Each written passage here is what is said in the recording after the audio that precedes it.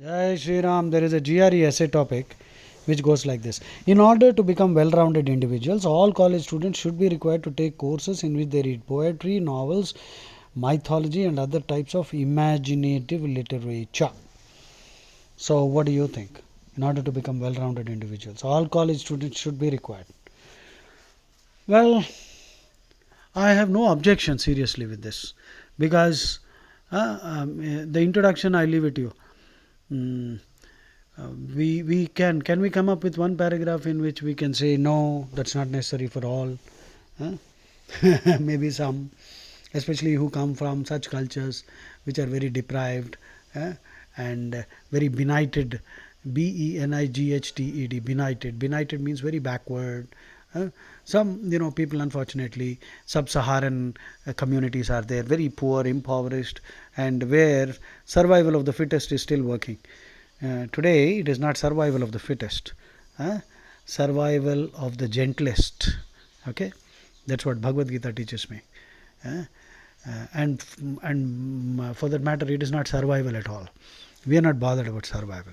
We are only concerned about leading useful lives and being good human beings so that we can make the world a better place and make some meaningful contribution to other people's lives.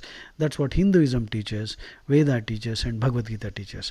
Unlike the other cults which teach proselytization, PROSELYTIZATI1. Proselytize means to convert people from other religion into their religion. So unfortunately, these major religions are preaching, telling their followers to proselytize every other person. The infidel, INFIDEL. Infidel means an unbeliever. It doesn't mean an atheist. You could be an atheist. Atheist means one who doesn't accept God, who says that there is no God.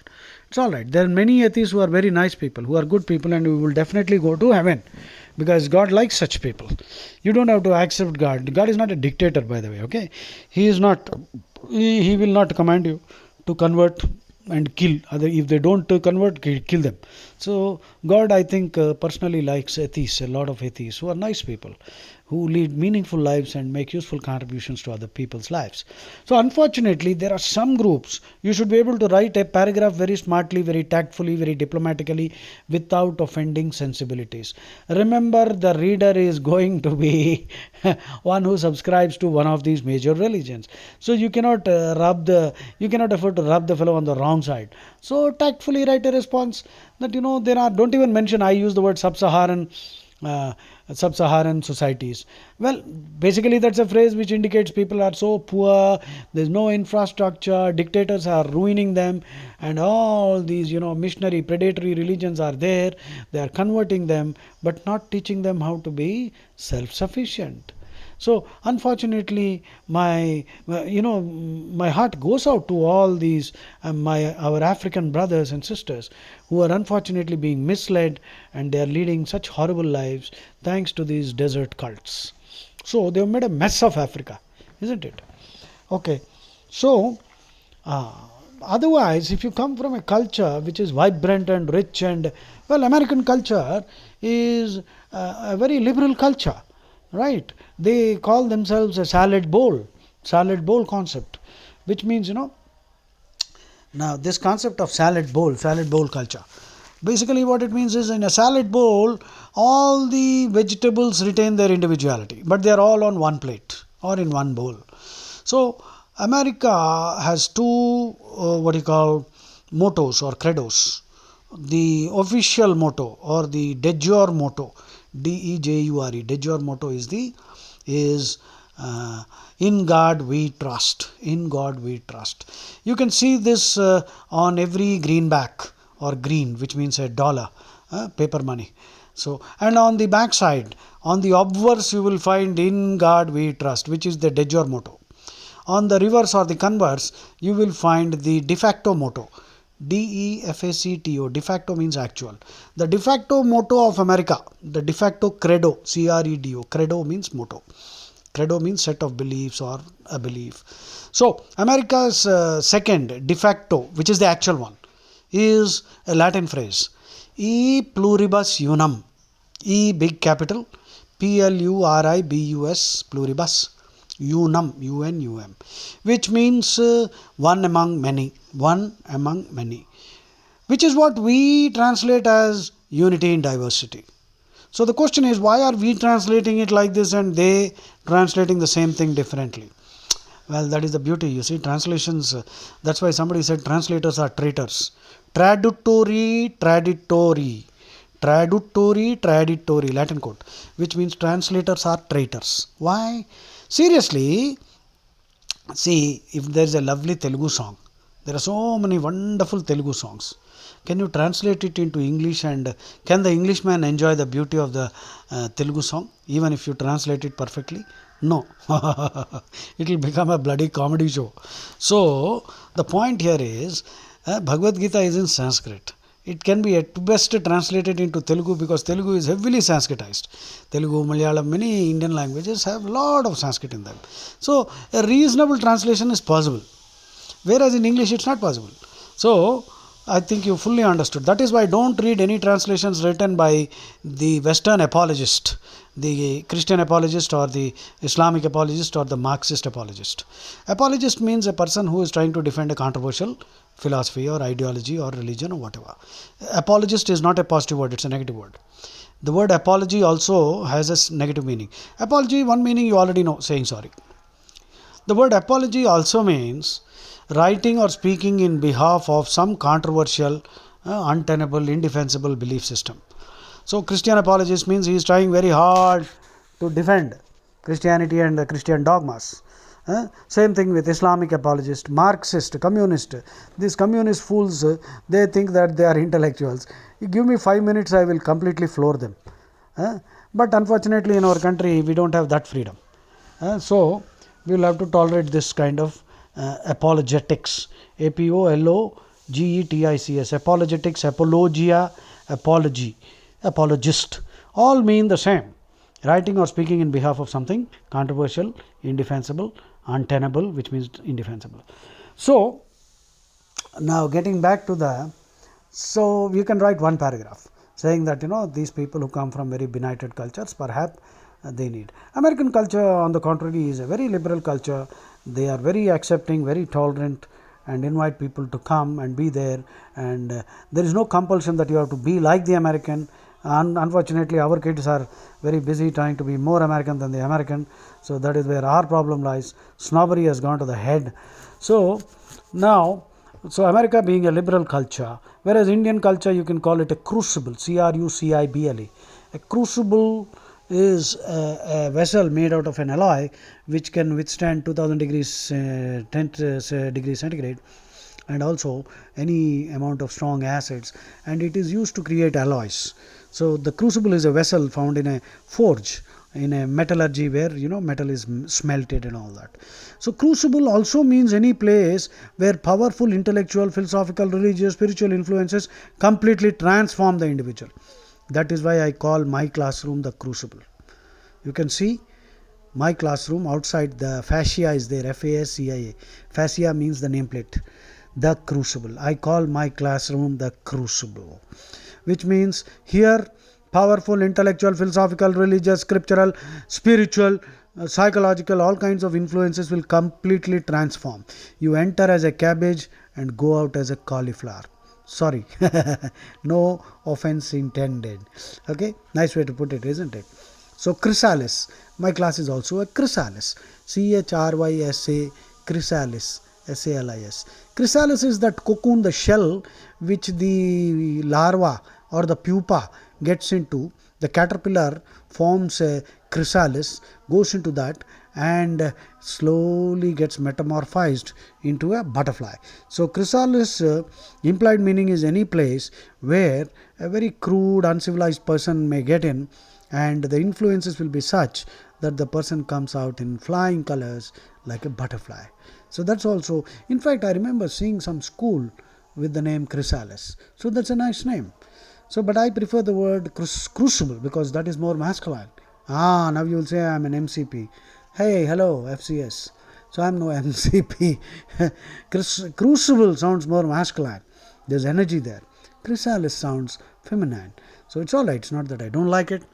So now American culture is truly a liberal culture. So hats off to that. I have no objection. So, but in some closed cultures, there is no exposure to anything worthwhile. They are blindly following the dumb dogmas that are there in their so called holy books. And these people are dangerous. They are a threat to humanity because they might look like normal individuals, but they are sleepers mostly. SLEEPER. Sleeper means a person who lies dormant for a long period of time and at a particular time gets activated, and then he will cause acts of terror. So be careful with sleepers. So in order to become well-rounded individuals, all college students should be required to take courses in which they read poetry, novels, mythology and other types of imaginative literature. You can write one paragraph saying, yes, obviously, that is why in school we have such good, poems and non-detailed textbooks, and electives are there, optionals are there, where you can study books. So these are all there. Mythology, well, epics, I would like to call it itihasa. The word mythology carries a negative connotation. Mythology simply means all fantastic cooked up stuff, whereas in India we call it Ramayana is itihasa. This is how things happened, and Mahabharata is also itihasa. Itihas means history. Itihasa is a Sanskrit word, untranslatable. It is part history, and what is the function? See, remember, our rishis were very wise people. See, what is the use of simply writing about somebody who was born at a particular date, became a king at a particular date, married somebody, had half a dozen children, killed 10,000 people or a million people, and he died? What's the benefit? What do you learn out of this nonsense? By memorizing it, you are making your brain unnecessarily storing up data which you can easily find on Google. Don't use your brain like that. Use your brain for what it is worth, for thinking, reasoning, coming out with better solutions. So what can you learn is the most important question. Everything in life should teach you something worthwhile. So itihasas were written. Valmiki was a contemporary of Sri Rama, and Vyasa was a contemporary of the Pandavas and Kauravas. So now they are very coolly asking questions about the verifiability and authenticity. I can reverse the same thing and ask them terrible questions about their religions also. So they should shut up. You ask them to please shut up, or give them my name and address, or give me their address. I will take them apart. Okay. So see, our itihasas were written with a simple purpose. What can we learn? How can we become better human beings? How can a society improve and evolve into a better society? So instead of stupidly mugging up dates, history, what were we taught in history? Same thing, like I already told you. When was some idiot born? What kind of crimes did he commit? What wars he fought? Why he killed? How many he killed? Whom he married? How many children? And when he died? Where he died? What the hell is that? What's the use of all this learning? Instead, if you teach what is the lesson, if there is a lesson embedded there, even if some fantastic stories are planted in it, still it's good, because they will teach you about something, a valuable principle which will guide your life. Okay, if you see Mahabharata and Ramayana, they are so full of incidents which happen in our lives too. So when you read Mahabharata and Ramayana, you will learn about everything in life. And after knowing what was taught there, you will be better prepared to deal with real life situations. You can see the same characters. All those characters in Ramayana and Mahabharata are all around us. Who's the Duryodhana in your life? Who's the Dhritarashtra in your life? Dhritarashtra does not necessarily mean your own father. All elderly people who are behaving like Dhritarashtra. Bhishma, Drona, so many elderly people behaving like Bhishma sitting in the parliament. That simply ignoring crimes that are happening. So who's the Krishna in your life? Are you the Arjuna or are you Duryodhana? So you can ask yourself a million questions. Are you Rama? And where is your Sita? You're crying for your Sita. Sita symbolically represents peace of mind. Okay? Rama represents knowledge. But if knowledge is running after a mirage, M-I-R-A-G-E, mirage means an illusion. So there was no such thing as a golden deer. Deers were never golden. And if you read the description in the Ramayana, the deer was so fantastic, it is a surreal deer. Normal, real deers, there are no real deers like that. Rama knew that. Sita knew that. Everybody knew that. But still he is running after it. And Sita forced Rama to go after that. And Rama went after that. And all misery started. So if you are also chasing delusions, You are chasing something because some stupid holy book told you that this is how God is going to save you. That God must be a joker. That's a golden deer which doesn't exist. This is a world where you have to work out your own salvation. That is why Gautam Buddha said, you know Gautam Buddha's last words?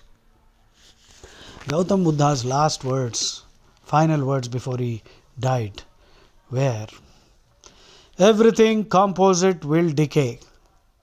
Everything composite will decay. That means everything that is made up of several particles, it will decay. Only perhaps the subatomic particles will not decay. Well, quantum mechanics disagrees even there. So what Buddha was trying to say is that nothing is going to be permanent. Your beauty, your body, your wealth, your relatives, your house, your cars, everything time will ravage. RAVAG, nothing will survive. Everything will be destroyed. So don't take too much pride in all this nonsense. And the next sentence is even more interesting. Gautam Buddha said, work out your own salvation. Work out your own salvation. 5 words. You know what it means? What is the meaning of salvation? Salvation means freedom from suffering. In Abrahamic religion, salvation means going to permanent hell. Heaven. They are sending everyone else to hell. But permanent heaven will also be boring because you will become blase, BLASE, distasted due to overexposure, cloyed, distasted due to excessive sweetness, jaded, palling, everything will pall, PLL, everything will pall means because repeatedly you are having the same thing. If you are having excellent Panchapaksha Parvanam every day, after some time you will say, I want some local food. If every day you are having these pleasures after some time will become boring, like a drug, the dose has to go on increasing. And how long will the dose go on increasing? It will ruin your health. So the whole idea of permanent heaven is stupid. It is irrational. That is why Hinduism says even heaven is a temporary place. You will go to heaven. You have to accept that God, who is omnipotent, can create heavens. Or this life itself here on earth itself is a heaven, or itself can become a hell. Look at some people born with such horrible diseases, some people living in such terrible poverty. You can't even help them. Some people you might help them, give them some training. But if you just give them something to eat, they will become beggars. They will expect it every day. So this life here on earth itself can become hell or heaven. So, and God can create heaven or hell here itself for you based on your former actions, because every action has an equal and opposite reaction. You can't escape that. That's true in life. Perhaps with a slight change. I changed it like this. Every action has a more than equal, more than opposite delayed reaction. Nothing. You cannot escape. It's like the law of gravity. This is the law of spiritual gravity. This is the higher law of spiritual gravity. No escaping. But they will tell you that you will go to permanent heaven. And for that they are telling you to commit crimes. How can you be a human after committing such horrible crimes, like forcibly converting, fooling people and converting, or attacking, killing, maiming, torturing women, torturing babies, using children as sexual objects, pedophilia, pederasty, misogyny, misanthropy, and all crimes have been legitimized in the name of religion? Do you still think you are human? And do you think God will accept? What kind of a God is that? That can't be God. That must be devil. So, people have to read. Now you must be wondering, if I am spending so much time, it's exactly I am spending.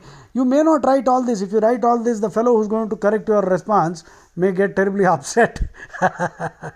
Or he may be converted. He may get converted to Hinduism. That's good. Then send him to me. Okay. So, where did I take off from? So that's nice. It's a wonderful culture. So we need to ask questions. Use your brain. Our itihasas were written in such a way that some history was there, some facts were there, but besides that, the main intent was to teach us lessons so that we can live much better lives, happier lives, more successful lives. So better safe than sorry. See, wise people learn from other people's mistakes. Fools insist on making all their mistakes themselves. Let's not be fools. Let's learn from other people's mistakes. Look at what happened to Rama. Look at what happened to Pandavas. In spite of being so dharmic, they had to be sent to the forest. And just imagine the kind of horror they experienced. We for small things get upset. Compared to what they suffered, Rama and the Pandavas in the forest, what our suffering is nothing. So we should be willing to face these things. Forbearance, fortitude, temperance, prudence, courage, all these are virtues we will acquire by studying Ramayana. And so many novelists are there, wonderful novels are there, written by Rabindranath Tagore. They are trying to tarnish his name also. Rabindranath Tagore was such a great patriot, and they are trying to defame him also, saying that he wrote all this in praise of King George or something. Some crap, bloody, some idiot, some harebrained rascal writes nonsense. So anyway, I don't want to get into this discussion on Rabindranath Tagore. In my opinion, he was such a great intellectual, a great patriot, and that is why I put this here. Now I am sure you have enough masala to write a good essay. You can write the names of some good books, novels that you have read. What are my favorite novels? I read Godfather when I was in my 10th class. Mario Puzo. Awesome novel. There might be a lot of vulgarity in that, but Godfather teaches you things which are similar to what you can learn from Mahabharata. Never, Godfather's one quote is, never get angry, never make a threat. Revenge is a dish which is best when it is cold. Ice cream is best when it is cold. Never get angry, never make a threat. Revenge is a dish which is best when it is cold. Lawyers can make more money than 100 men with guns and masks. So become a lawyer. Never go to a lawyer also, because he will take your money away. And better you settle it outside by going through some other extrajudicial process. Because the courts and lawyers will fleece you. You will be stripped of all your wealth. So better you take a pint and settle the issue. Well, I don't drink. Never go to the courts and law courts if you are sensible. So Godfather, you see, you will learn many things. So Godfather I read Ayn Rand's Fountainhead. That's a life-changing book. Please read Fountainhead. Atlas Shrugged. Fountainhead is awesome. Cain and Abel, Jeffrey Archer. Please read that. The Greatest Salesman, Og Mandino. Greatest salesman in the world. Please read that. Alchemist by Paul Coelho.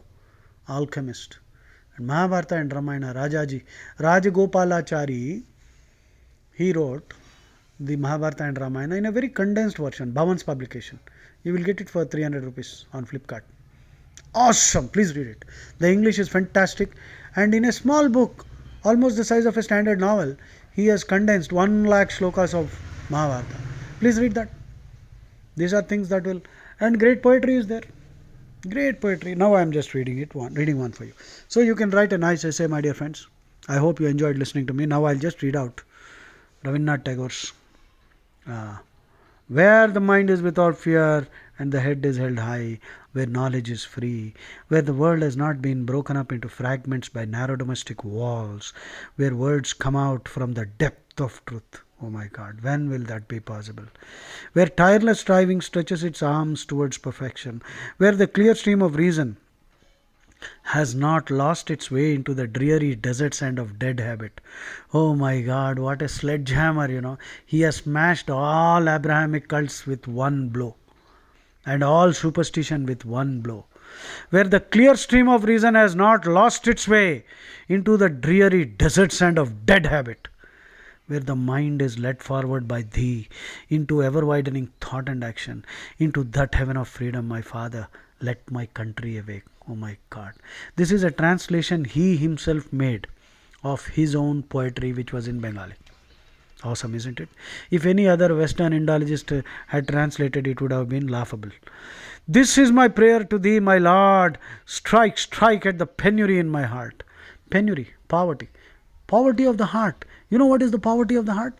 When you are not willing to ask questions, when you are believing bullshit and you are thinking that it is holy.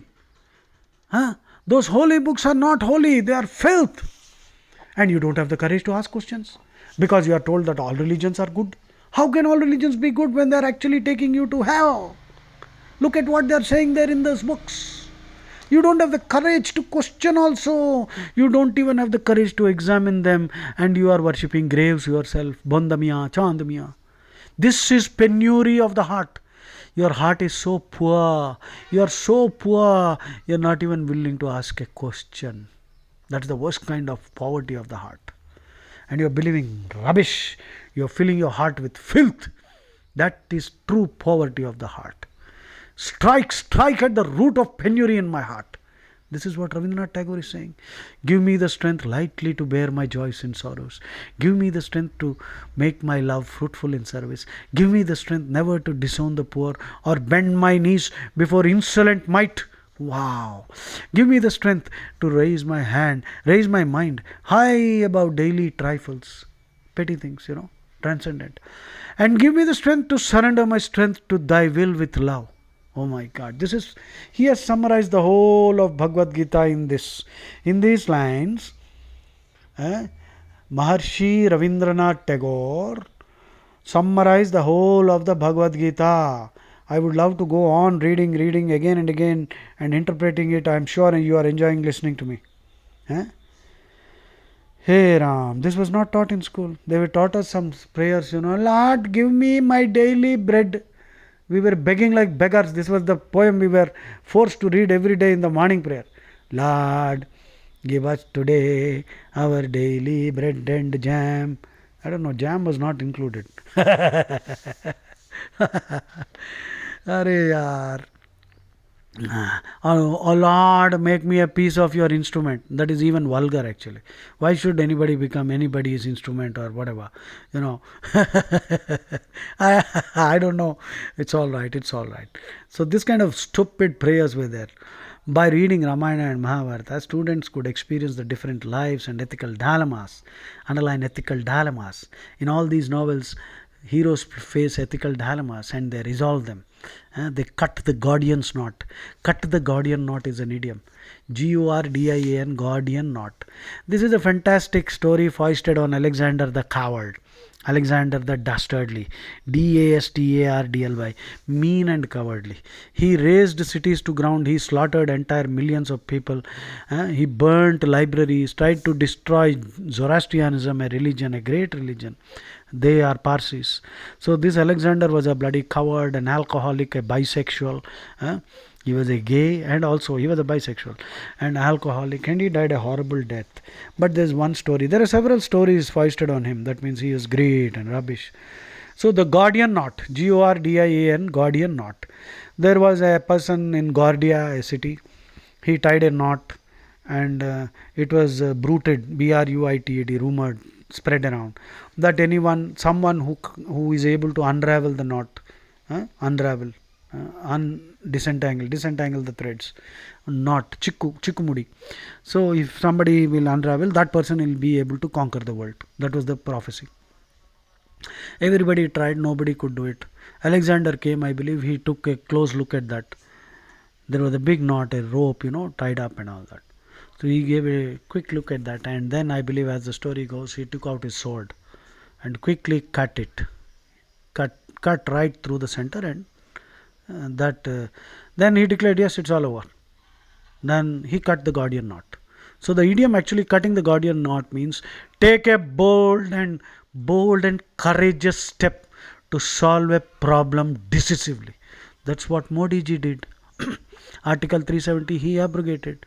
They said aag lag jayega, they said ye ho jayega, wo ho jayega, and that Chidambaram finance minister, Farooqa Abdulli tooth powder, Farooqi tooth powder is there, no? Abdullah Farooq tooth powder, Farooqi tooth powder. That fellow said aag lagega, ye ho jayega, wo ho jayega. All fellows, oh ho jayega, kya hua? He just removed. One fine day he said, hell with it. Modi ji cut the Gordian knot by abrogating Article 370. What happened? They shat their pants. They're pissing, still shitting. It's all over. That's called cutting the Gordian knot. What happened? The court, Supreme Court gave the order. Ranjan Gogoi, Ram Mandir. What happened? They said, ye ho jayega. Kya hua? Nothing happened. They're all quiet. So that's what is cutting the Gordian knot. Similarly, in our lives also, there will be many problems. We should have the courage to take a bold step and quickly solve the problem once and for all. That's it. So you will learn many lessons by reading literature. The movies, unfortunately, there are some very good movies I can recommend. Please watch 12 Angry Men. 12 Angry Men. That was made in Hindi also. Ek Ruka Hua Faisla or something like that. 12 Angry Men.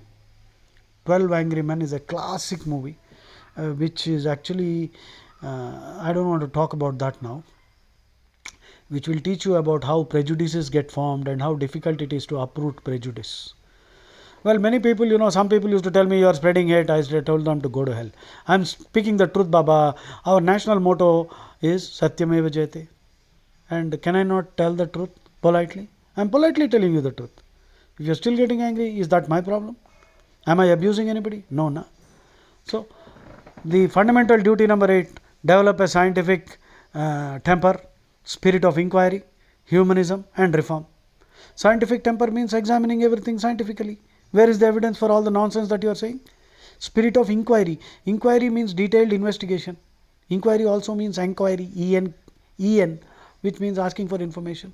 Spirit of inquiry, that means I am investigating.